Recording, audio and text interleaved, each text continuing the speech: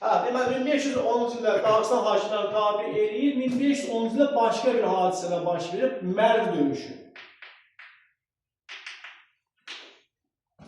Mərv döyüşü Səfəvilərlə Şeybanilər arasında baş verir və Şeybani xan arasında, Özbək dövləti arasında baş verir. Burada Səfəvilər qalib gəldilər.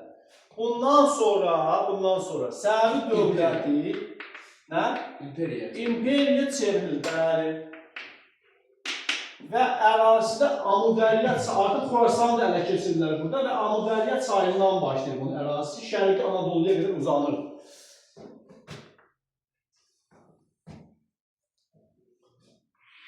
Bir də Azərbaycanın daxilində olan Şirvanşahları və Şəki hakimliyini də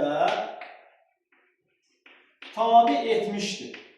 Amma onlar Şəki və Şirvanşahlar hələ ki öz daxili müstəqillərini qoruyub saxlayırdılar. Siz Şirvanşahların və Şəkinin tabe edilməsi məsələsini qrafanın içində görəsiniz. Qrafaları mütləq oxuyun, çox uşaq oxumur, elə biləm lazım deyil. Orada yazır ki, Şirvanşah hökmdarı 2-ci İbrahim, Şeyx Şah, Möhtəzələ 2-ci İbrahim, Şah İsmailin hüzuruna gəlir hədiyyələrlə və onlar öz itaətini bildirir. Bu o deməkdir ki, asılətə salmışdır. Bunlar da Şirvanşahlar və Şəkinin asılətə salmasıyla vahid mərkəzmiş Azərbaycan dövlətinin yaradılmasında ilk addımı atmış oldu. Həmən addımı yekunlaşdırır kim? Birinci Təhmasib. Şirvanşahların və Şəkinin daxili müstəqillərini ləğv etməklə tam mərkəzləşmiş bir dövlət yarada bilir.